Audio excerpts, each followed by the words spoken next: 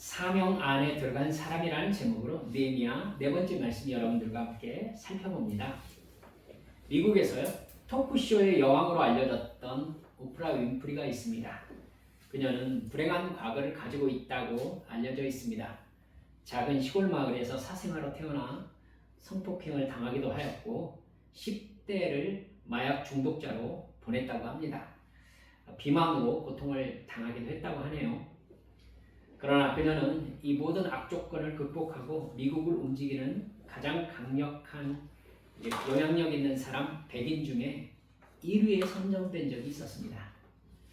재산이 현재 3조 7천억 원 정도 된다고 이렇게 알려져 있습니다. 돈 많죠? 그녀는 자신의 성공적인 삶의 이유를 가난과 아픔을 자신에게 준 하나님의 사명으로 받아들일 수 있었기 때문이라고 밝힌 적이 있습니다. 성경을 읽으면서 모세를 자신의 모델로 삼았다고 얘기를 했더라고요. 이것이 사명이다 라는 자서전에서 4가지 사명을 얘기한 것이 제가 읽은 적이 있습니다. 첫째는 남보다 더 가졌다는 것은 축복이 아니라 사명이다. 둘째, 남보다 아파하는 것이 있다면 그것은 고통이 아니라 사명이다. 셋째, 남보다 설레는 꿈이 있다면 그것은 망상이 아니라 사명이다. 넷째, 남보다 부담되는 어떤 것이 있다면 그것은 사명이다. 이렇게 얘기했더라고요. 저는 이 느헤미야를 보면서 하나님께서 주신 사명에 붙잡힌 사람이 어떤 태도를 취하게 되는지를 알 수 있다고 생각합니다. 느헤미야 성경 말씀에는요, 하나님께서 느헤미야에게 말씀하셨다거나 하나님께서 기적을 베풀어 주시는 것을 보았다는 이야기 한 구절로 나오지 않습니다. 그래서 저는 느헤미야 이 말씀이 더 관심이 끌리는 이유이기도 합니다. 느헤미야에게는요 하나님의 직접적인 응답이 있었다든가 아니면 느헤미야가 기도했는데 하나님께서 어떤 불가사의한 기적을 이루어 주셨다든가 천사를 만났다든가 추자연적 현상이 벌어진 것 아무것도 없습니다. 그럼에도 그를 통하여 예루살렘 성이 회복되어지는 하나님의 역사가 이루어져 갑니다. 그러기에 느헤미야 성경은요 하나님의 사명을 느끼고 그 사명에 붙잡혀 순종하는 한 사람이 어떤 태도로 하나님의 사명을 감당하는지를 우리에게 직접 가르쳐주는 말씀이 되는 것입니다. 느헤미야는요 예루살렘의 총독으로 부임하고 나서 예루살렘 성벽의 상황을 아무에게도 얘기하지 않은 채 밤에 몰래 아주 자세히 파악합니다. 그리고 귀족들과 방백들과 제사장들과 신부자를 모아들여요. 그리고 적극적으로 그들을 설득합니다. 우리가 성벽을 건축하고 성문을 달아서 정말 하나님의 백성들이 거주하는 성으로 우리가 만들어야 합니다. 하나님의 도성 예루살렘이 아직도 이렇게 폐허처럼 내버려져 있으면 이방 사람들의 비웃음거리가 되지 않습니까? 우리 더 이상 수치를 당하며 살지 맙시다. 그리고 2장 18절에 보면 느헤미야는 예루살렘에 오기까지 하나님께서 어떻게 자신을 인도하시고 도와주셨는지를 아주 자세하게 간증합니다. 그 증거에는 강력한 힘이 있었습니다. 거기에 모인 모든 사람들은 모두 하나님의 도성 예루살렘 성을 건축하자는 이 느헤미야의 도전에 같은 소망을 품게 되었어요. 그리고 그런 공감대가 이루어지자 예루살렘 성벽이 신속하게 만들어지기 시작합니다. 각자 집안과 가문별로 할당량을 주었거든요. 이건 느헤미야가 참 잘한 것 같습니다. 각 가문별로 여기서 여기까지는 당신들 책임입니다 하면은 이건 묘한 경쟁이 좀 있지요. 잘하고 싶은 마음이 생기는 겁니다. 모두들 자기 집안의 명예를 걸고 예루살렘 성을 쌓아갔던 것이죠. 공사가 시작되고 예루살렘 성벽이 신속하게 쌓여져 간다는 소식이 이제 소문이 퍼지기 시작합니다. 그러자 느헤미야가 예루살렘 총독으로 왔다는 소식에 반발감을 가지고 있던 사람들이 더욱 불편해지기 시작했습니다. 그들의 이름이 바로 오늘 우리가 읽은 성경에 나오는 이름들이에요. 2장 19절에 보면 그 사람들이 나오거든요. 호론 사람 산발랏, 암몬 사람 도비야, 아라비아 사람 게셈, 이렇게 나와 있어요. 누군지 간단하게 말씀드릴게요. 성경에는 딱 그렇게 나오지 않지만 다른 어떤 발굴된 자료들 또 기록된 자료들에 의하면 4장 1절에 나오는 호론 사람 산발랏은 그때 사마리아 총독이었습니다. 이스라엘이 남유다와 북이스라엘로 갈라졌었잖아요. 북이스라엘은 아시리아에 일찍 멸망했어요. 그래서 사마리아는 일찍부터 이방 사람이 다스리면서 세력을 갖추고 있었던 곳이었습니다. 이 산발랏이라는 사람은 페르시아에서 파견한 사마리아 총독이었던 것이죠. 아마 성경학자들은 이 사람이 아시리아의 북이스라엘에 멸망당했을 때 아시리아에서 적극적으로 사마리아 지역의 이주민을 이렇게 사람들을 이주시켰거든요. 아마 그들의 후손 중 하나가 아닐까 이렇게 보는 사람이 있습니다. 산발랏은 느헤미야 13장 28절을 보면은요. 대제사장의 가문과 혈연 관계를 맺을 정도로 아주 상당한 영향력을 가지고 있었습니다. 그러니까 사마리아 지방 총독으로 있으면서 영향력을 남유다의 예루살렘까지 펼치고 있었던 것이죠. 거기는 여러분 1차 포로 귀환 때에 수룹바벨이 총독으로 왔었잖아요. 그렇기 때문에 행정구역상으로 자기의 행정구역이 아닌데 대제사장과 이를테면 딸 아들을 결혼시킨 관계니까 그러니까 이건 직접적인 영향력권 안에 두려고 했었던 사람인 거죠. 예. 산발랏과 함께 언급되는 암몬 사람 도비야, 이 사람은 산발랏의 부관으로 나옵니다. 유대인 중에 많은 친구를 가지고 있었기 때문에 나름대로의 세력을 형성하고 있었던 것으로 보여요. 아라비아 사람 게셈이라고 그냥 간단히 언급되어 있는데 이 사람도 간단하게 보아넘길 사람이 아니더라고요. 그의 이름을 적은 비석이 2개나 발견되었습니다. 거기에서 그달 왕 게셈 이렇게 적혀 있었습니다. 북아라비아 그달이라는 족속과 사막 무역업자들의 왕이었다고 이렇게 판단하고 있습니다. 그러니까 지금 예루살렘 총독으로 부임한 느헤미야를 좋아하지 않는 적들은 모두 예루살렘을 중심으로 한 북쪽, 남쪽, 그리고 동쪽에 가장 강한 세력을 가지고 있었던 지도자들이었던 것이죠. 여러분, 북쪽이 사마리아고 동쪽이 암몬이고 남쪽이 아라비아입니다. 그러니까 예루살렘은 이 세 사람에 의해서 둘러싸여 있는 형국인 거죠. 사마리아와 암몬과 아라비아 사이에 끼어서 이 느헤미야가 굉장히 좀 주의 깊게 정치적인 고려를 해야 되는 상황이 아닌가 이렇게 판단되어지는 그런 상황이었던 겁니다. 일찍부터 사마리아를 중심으로 세력을 형성하면서 예루살렘은 종교적 색채가 굉장히 강하니까 아마도 성전 중심으로 해서 성전이 먼저 건축되었으니까 그쪽을 성전 중심 지역으로 그냥 두었던 것 같아요. 그러면 대제사장이 영향력을 행사하는 아마 종교적 지역으로 그냥 남겨져 있었을 가능성이 있지요. 첫 포로 공동체를 이끌었던 수룹바벨 총독이 와서 성전을 세우긴 했는데 그 이상의 정치적 공동체를 세우지는 못했다라고 보여지는 정황입니다. 돌아온 유대인 포로들은요, 성전을 세운 후에 곧바로 먹고 살기 바쁜 현실적 이유에 확 놓여지게 됩니다.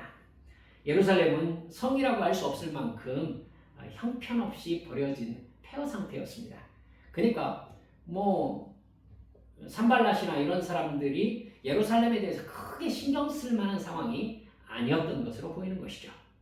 근데 이 폐허인 예루살렘에 페르시아 왕실에서 새로 파견한 새 총독으로 느헤미야가 왔다는 소식이 들려오더니 오자마자 곧바로 예루살렘 성을 쌓고 있다는 소식이 들렸던 겁니다.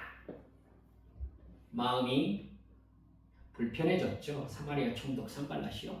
그래서 웃으면서 느헤미야, 네가 왕을 배신하고 스스로 왕이 되고 싶은 것이냐? 이렇게 시비를 슬쩍 걸었었습니다. 이게 2장에서부터 쭉 나오거든요.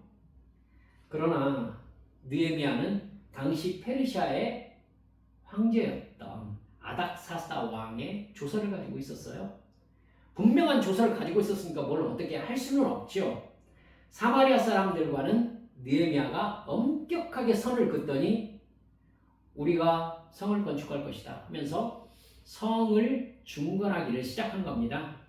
그러자 여러분 2절을 보면요, 산발랏은 권력을 갖고 있는 자기 친형제들과 사마리아 군인들이 듣는 데서 공개적으로 느헤미야를 조롱하고 비웃었습니다. 힘도 없는 유다인들이 어떻게 성을 쌓겠냐? 불타버린 돌을 흙무더기 속에서 다시 꺼내서 쓰겠다는 것이냐? 아몬 사람 도비아가 옆에서 맞장구를 쳤다고 여러분 나오죠? 3절 보세요. 설령 건축을 한다 해도 엉성해서 여우가 올라가도 곧 무너질 것입니다. 비아냥거렸습니다. 여러분, 그렇게 볼만한 이유가 있을 정도로 예루살렘이 폐허였다는 것을 알 수 있는 것이죠. 근데 여러분, 건축 속도가 장난이 아닌 거예요. 4장 6절 한번 보시겠습니까? 이에 우리가 성을 건축하여 전부가 연결되고 높이가 절반에 이르렀으니 이는 백성이 마음 들여 일을 하였습니다. 유다 사람들이 느헤미야를 중심으로요, 완전히 똘똘 뭉쳐가지고 성을 건축하는데 얼마 지나지 않아서 성에 무너진 곳이 다 연결이 된 겁니다. 그리고 성의 높이를 최종 높이보다 절반 정도까지 다 회복을 한 거예요. 그러자 산발랏이 이게 지금 하다 말 일이 아니구나 라는 생각을 하게 됩니다. 산발랏이 분노합니다.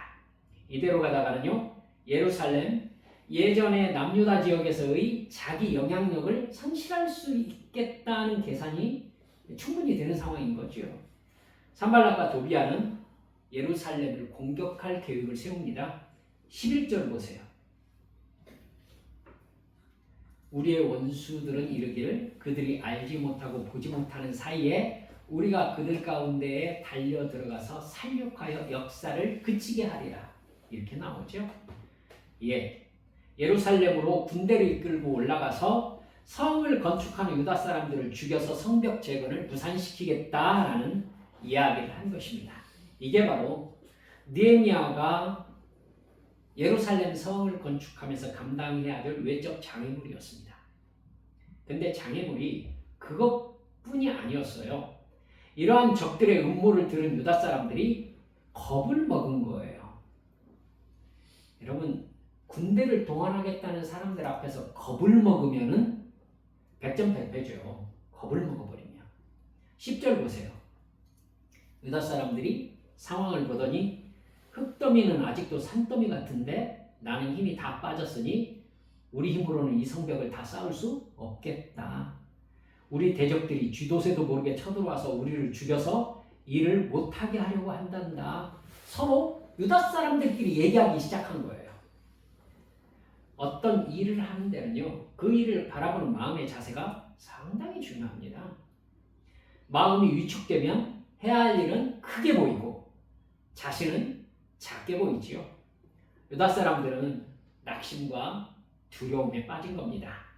엎친 데 덮친 격으로 12절을 보면 산발랏과 가까운 곳에 거주해서 산발랏과 친한 유다 사람들이요, 성을 건축하는 유다인들에게 니들 이쪽으로 붙어야 살 수 있어. 산발랏이 군대를 거느리고 너희를 치려고 한다. 이렇게 이간질을 합니다. 마음을 분열시킨 것이죠.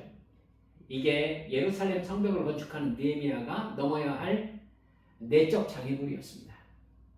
그러니까 안팎으로 상당히 위험할 수 있는 상황이 지금 벌어지고 있는 겁니다.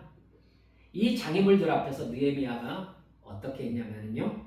첫째, 여러분 느헤미야의 반응을 잘 보세요. 강력하게 기도했습니다. 여러분 강력한 기도가 뭘까 싶죠? 아니 센 기도가 있고 약한 기도가 있고 그런가요? 강력한 기도? 제가 뭘 강력한 기도라고 하는지 한번 보세요. 4절 보시면요 이렇게 나옵니다. 제가 세 번역으로 이렇게 말씀드릴게요. 주 우리 하나님 들어주십시오. 우리가 이렇게 업신여김을 받고 있습니다. 제발 우리에게 퍼붓는 그 욕이 그들에게 되돌아가게 하여 주십시오. 그들이 노략을 당하게 하시고 남의 나라로 끌려가게 하여 주십시오. 저주죠. 네. 예루살렘 성 건축을 비웃는 산발락과 도비아를 향해서 저주를 가득 퍼부은 겁니다. 느헤미야가. 이러면 안 되죠. 대답을 못 하시네. 여러분 왠지 마음에 꺼림직하지만 이렇게 말씀드릴 수 있습니다. 확실하게 알아야 될 건 이거예요. 원수를 향한 이 저주의 기도는요. 그만큼 자기가 지금 하고 있는 이 일이 누구의 뜻이다? 하나님의 뜻이다. 이 일은 하나님의 일이다. 하나님께서 우리에게 직접 명령하신 것이다 라는 확신으로 꽉 잡혀 있는 겁니다. 그러니까 이 일을 방해하는 자는 누구에게 대적하는 것이다? 하나님에게 대적하는 것이다. 이 구도를 느헤미야가 지금 잡고 있는 거예요. 하나님이 지금 하라고 하신 걸 우리가 하고 있는데 니들이 이걸 못하게 한다고? 니들은 모두 저주받을 거야. 얘기가 이렇게 가는 거예요. 그냥 기분 나쁘다 하면서 저주한 게 아닌 겁니다. 사도 바울 역시 갈라디아서 1장 8절에서 이렇게 말한 적이 있습니다. 우리는 혹은 하늘로부터 온 천사라도 우리가 너희에게 전한 복음 외에 다른 복음을 전하면 저주를 받을지어다. 여러분 사도 바울도 이 복음 외에는 구원받을 복음이 없기 때문에 이 복음에다 다른 걸 섞어가지고 너희들에게 전하는 사람은 그 누구라도 저주를 받아 마땅하다라고 확실하게 얘기할 수 있었던 겁니다. 그러니까 자기 기분 나쁘다는 표현이 아니에요. 이건 절대 이 일은 하나님의 일이기 때문에 이것에 방해하는 사람 모두 사탄의 종자들이다 라고 아예 못을 받고 있는 겁니다. 그럼 느헤미야가 저주하고 있는 강력한 기도를 제가 그런 의미로 여러분께 말씀을 드린 겁니다. 느헤미야는 외부 여족과 내부의 분열과 사기 저하 앞에서요 너무도 단호하게 지금 우리가 하는 일이 하나님의 뜻을 이루는 순종이라고 선포하고 있는 거예요. 그가 이 상황에서 하나님의 이름으로 기도하며 원수를 저주한 것은요 이 상황의 주권자여 통제자가 하나님이심을 밝힌 겁니다. 그리고 자신이 하나님의 명령을 받았음을 확실하게 나타내고 있는 것이죠. 따라서 느헤미야는 위기 상황 앞에서 하나님을 부르고 기도함으로써 이 일이 중단되는 것은 하나님께 불순종하는 것이며 저주를 받는 일이라고 여러분 적에게 여러분 이 말을 또 누가 들었겠습니까? 예, 이스라엘 백성들이 들었겠죠. 작업하는 사람들이 느헤미야의 이 선포를 알았을 것입니다.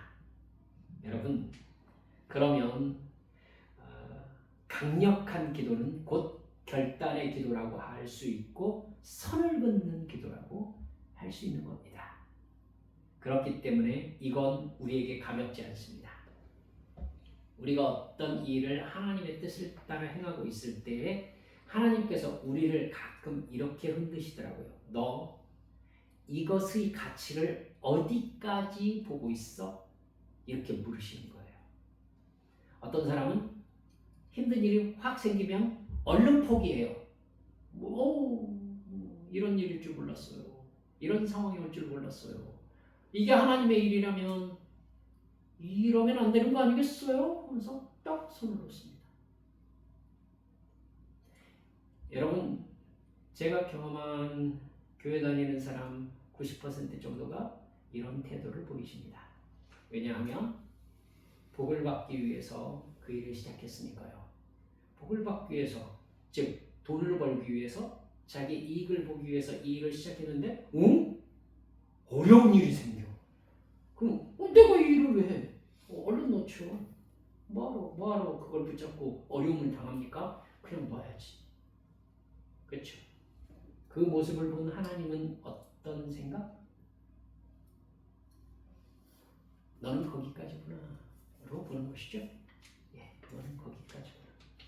여러분 이관적으로 성경을 쫙 보세요. 노아가 방주를 만든 세월이 몇 년? 120년. 제가 알기로는 성경에 나오죠. 산 위에다가 배를 만들었어요. 얼마나 많은 사람들이 비웃고 얼마나 많은 사람들이 미쳤다고 하고 얼마나 많은 사람들이 지금 뭐 하는 거냐고 얘기하지 했겠어요. 근데 노아는 시간이 지날수록 더욱 확실했어요. 회개하고 하나님께로 돌아와라. 그렇지 않으면 이 세상은 멸망당한다. 여러분 노아에게 협박 없었을까요? 미움 없었을까요? 노아의 재정은 넉넉했을까요? 하나님이 어디까지 보시는가를 생각하세요. 하나님께 순종하려고 마음먹으셨습니까? 하나님은 순종했어. 아이고 기특해라 하면서 옛다 하고 순종하기 좋게 막 돈 주시고 막 돕는 사람 팡팡 붙여주시고 이러면 좋죠. 이러면 좋아요.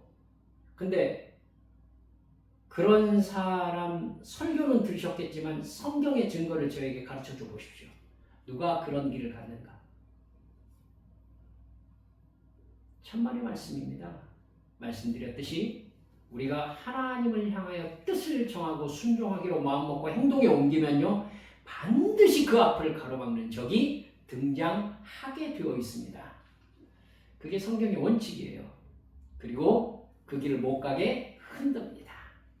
하나님이 그걸 허락하십니다. 하나님의 의도가 뭐죠? 어디까지인지 보고 싶다는 것이죠. 네가 네 이익을 보기 위해서 그 일을 시작했는지 나와의 관계성 속에서 순종하고자 그 일을 시작했는지 알고 싶다는 것이죠. 그때 그 고통을 겪으면서도 나는 이 일을 해야 된다라고 사명의 사람으로 남는 사람이 있습니다. 하나님이 그걸 확인하신 다음에 하나님의 손이 움직이기 시작한다는 걸 믿으세요. 아멘. 여러분 이게 성경의 원칙입니다. 그러니까 하나님은 어려움 확 닥쳐왔다고 그럼 못해요 하면은 거기에요. 거기까지예요. 그런데 어려움이 닥쳐왔어도 이건 내가 해야 될 일이라고 생각하며 붙잡고 하나님 앞으로 나아갈 때에 하나님이 거기를 통과해야 하나님이 그래 그거거든 하고 하나님의 손이 움직이기 시작한다는 것을 잊지 말아주시기 바랍니다. 여러분 느헤미야는 그 방면에 있어서 선이 확실했어요. 나는 하나님의 말씀대로 이렇게 순종할 것이다. 이 일을 못하게 하는 사람은 하나님의 원수다. 이런 결단이 있어야 하나님께 뭔가를 달라고 할 수 있다는 걸 여러분 아셔야 됩니다. 여러분 이 정도 마음을 먹고 있는 사람이 하나님께 하나님 이거 주세요. 하나님이 어떻게 생각하시겠습니까? 여러분 얘는 줘도 되는 사람인 거죠. 줘도 되는 사람인 거죠. 우리 한빛 성도들 그렇게 복 받으십시다. 예, 복 받으려면 거기까지 가야죠. 거기까지 가세요. 그래서 얘는 내가 책임져야 될 애야. 얘는 나한테서 발 못 뺀다. 내가 책임져야지. 하나님께서 그렇게 딱 감싸 안을 때 하나님의 역사가 우리 삶에서 체험되기 시작한다는 걸 믿으시기 바랍니다. 두 번째, 선포한 느헤미야는 실제 전투태세를 갖추고 공사를 진행합니다. 느헤미야는 하나님께 저주를 포함한 강력한 기도를 드린 후에 자기가 할 수 있는 조치를 신속하게 취합니다. 14절을 보면은요. 느헤미야는 포로 후 공동체의 지도자들과 백성들에게 말해요. 너희는 그들을 두려워하지 말고 지극히 크시고 두려우신 주님을 기억하고 하나님을 기억하라는 것이죠. 너희 형제와 자녀와 아내와 집을 위하여 싸워라. 하나님의 사명을 위해서 전쟁을 선포한 겁니다. 성벽을 쌓고 있는데 전쟁하듯이 성벽을 쌓을 것을 결단한 것입니다. 이 모습을 본 유다인들이 느헤미야를 보고 어떤 생각을 가졌을까요? 이 사람 이 일에 목숨 걸었구나. 그렇죠? 여러분, 지휘관이 전쟁에서 앞서가면 여러분 다른 사람은 지휘관을 따라갈 수밖에 없어요. 어떤 상황이 기다리고 있는지는 지휘관이 볼 것을 믿는 거죠. 그리고 지휘관을 따라가는 겁니다. 근데 저 뒤에서 전진하면은 누가 전진합니까? 누가? 그러니까 나보고 나가서 총알 바지 하라는 얘기지 이 생각이 딱 들면 바로 움직이지 않죠. 여러분 아시죠? 느헤미야는 이 모든 분위기를 다 알고 있는 유다 사람들 앞에서 표현이 그거예요. 나 이 일에 목숨 걸었거든. 페르시아의 총독, 술 맡은 관원장으로서 일하던 총독이 와가지고는 예루살렘 성벽 쌓는 일에 목숨 걸었다라고 표현하고 있는 겁니다. 여러분 이래야 이 일을 인도하는 리더를 따를 수 있다는 것 여러분 아실 겁니다. 느헤미야의 조치는 치밀했어요. 13절 보면요. 느헤미야는 백성 가운데서 얼마를 가문별로 칼과 창과 활로 무장시켜가지고 성벽 뒤에 낮은 빈터에 배치합니다. 그러니까 혹시 성벽 쌓고 있는데 적이 나타나면은 곧바로 전쟁에 들어갈 수 있는 준비를 갖춘 것입니다. 16절 이후에 보면 느헤미야가 데리고 있는 젊은이들 가운데서 반은 일을 하고 나머지 반은 창과 방패와 활과 갑옷으로 무장을 했다고 나와요. 관리들은 성벽을 쌓고 있는 유다 백성 뒤에 진을 쳤습니다. 짐을 나르는 이들은 한 손으로는 짐을 나르고 다른 한 손으로는 무기를 잡았다라고 나와요. 성벽을 쌓는 이들은 저마다 허리에 칼을 차고 일을 하였다라고 기록하고 있습니다. 밤에 파수꾼을 세우고요. 일하는 사람이나 파수하는 사람 모두 옷을 벗지 않았다. 물을 기르러 갈 때에도 무기를 들고 다녔다. 성경이 이렇게 가르쳐 줍니다. 여러분, 느헤미야는요. 말하고 나서 자기 말에 확실하게 책임을 집니다. 하나님을 믿고 내가 할 수 있는 일을 최선을 다해 움직이는 것이죠. 영적으로는 결단을 기도를 드리고 육적으로는요. 내가 해야 할 일 철저하게 수행하는 것입니다. 그리고 나머지는 하나님께 완전히 맡겨버리는 거예요. 여러분 이 라인이요. 아주 기가 막히게 짜맞춰져 있다는 걸 아셔야 돼요. 자기가 할 수 있는 일을 최선을 다해서 한 사람이 결과를 하나님께 맡길 수 있죠. 여러분 내가 해야 될 일을 대충 하고 결과를 맞이하면요 결과가 좋지 않을 때 내가 그렇게 했기 때문이라는 자책이 남을 수밖에 없습니다. 여러분 공부 열심히 하진 않은 애가 성적 엉망으로 나와보세요. 그 이유 자기 알아요 몰라요? 알죠. 내가 공부 안 해서 그 성적이 나온 겁니다. 여러분 근데 공부를 엄청나게 자기가 할 수 있는 최선을 다해서 한 애가 여러분 결과가 좋지 않았어요. 성적이 좋지 않아요. 그럼 얘는 한 가지는 전혀 빠지지 않을 수 있어요. 나는 최선을 다했다. 즉 자기 자신과 싸우지는 않는단 말입니다. 여러분 나 자신과의 관계가 어떠해야 되는 것 여러분 아시잖아요. 자기가 분열되어 버리면 그 다음 단계로 나아갈 만한 동력이 상실되는 겁니다. 근데 최선을 다하면요 여러분 그 사람은 기꺼이 자기가 하던 거 아니구나 하고 놓고 다른 일을 할 수 있죠. 근데 최선을 다하지 않은 애는요 미련이 남아서 놓을 것도 못 놔요. 왜? 최선을 다했으면 결과가 달랐을 것 같거든. 이런 사람들이 일을 질질 끌어요. 질질 끌어요. 왜 그런지 여러분 아시지 않습니까? 그렇죠. 느헤미야는요, 하나님께 확실히 맡기고 내가 해야 할 최선을 다해요.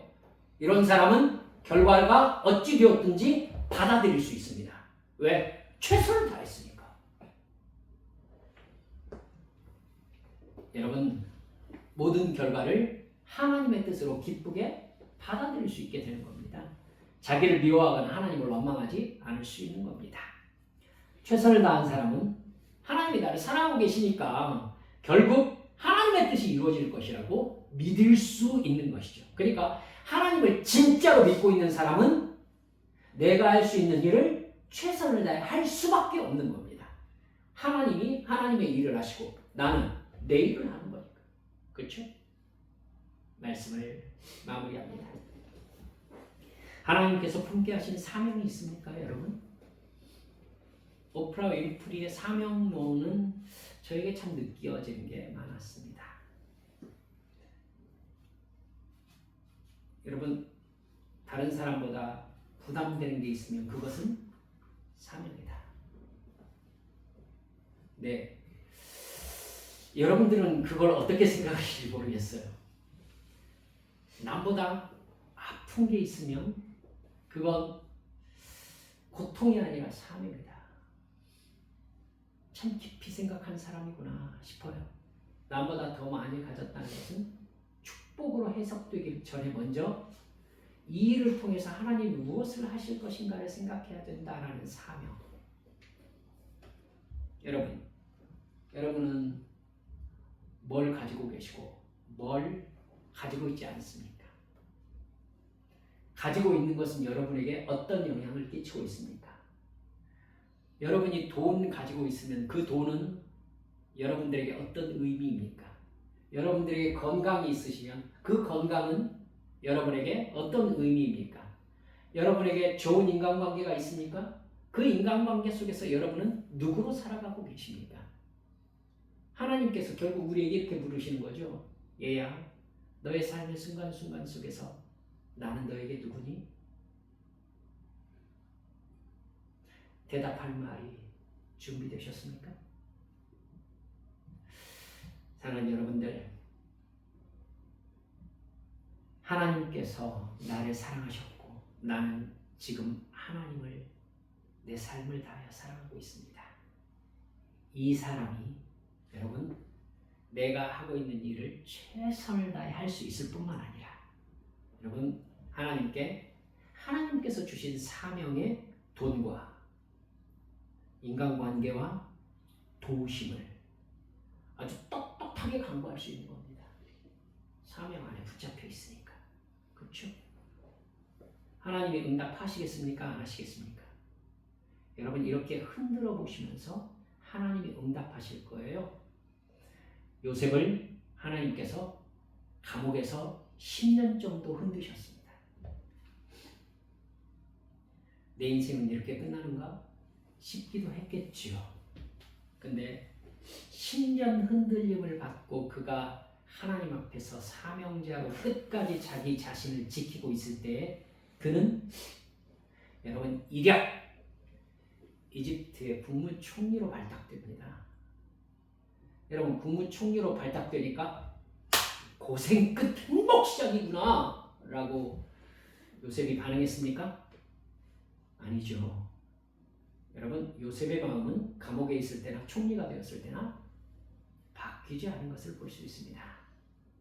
하나님께서 주신 총리의 직분이 하나님의 뜻을 이루기 위한 도구라는 것을 감옥 속에서 철저하게 교육받았기 때문입니다. 그러니까 요셉은 그의 인생을 통해 하나님을 실망시키지 않습니다. 여러분 그렇기 때문에 고난이 심할수록 연단이 잘 될수록 전쟁 상황에서 확실하게 자기 책무를 다하는 사람이 될 수 있는 겁니다. 어떻습니까? 우리 하나님 앞에서 이렇게 멋쟁이로 훈련받고 최선을 다해서 내 사명을 다할 수 있는 멋쟁이 우리 한빛 성도들 모두 되어주시기를, 근사한 우리 믿음의 성도들 되어주시기를 주님의 이름으로 축원합니다. 우리 함께 기도합시다. 여러분, 주님께 내가 바라는 것을 간구할 때 주님께서 내가 너에게 준 것이 너와 나의 관계 속에서 어떤 역할을 했느냐고 어쩌면 돌아보실지도 모릅니다. 여러분, 기도하라는 하나님의 부르심에도 순종하지 못하면서 하나님께 뭘 달라고 할 수 있을까요? 하나님과 나의 관계에서 마땅히 해야 될 것도 제대로 못하면서 내가 필요한 것에는 민감하게 하나님 이것 주셔야죠. 이건 하나님을 우습게 하는 그런 행동들 아니겠습니까? 네, 지금 상황에서 내가 하나님 앞에 해야 될 걸 제대로 하세요. 그러면 하나님께서 내 기도에 응답하실 수밖에 없어요. 내 아버지시니까. 여러분, 이 시간 주님 지금 이 순간 나에게 주신 이 자리에서 하나님과의 관계에서 내가 해야 될 일들 최선을 다해 충성할 수 있도록 제게 깨달음 주시고 결단력 주시라고 우리 주님 앞에 함께 통성으로 기도하시겠습니다.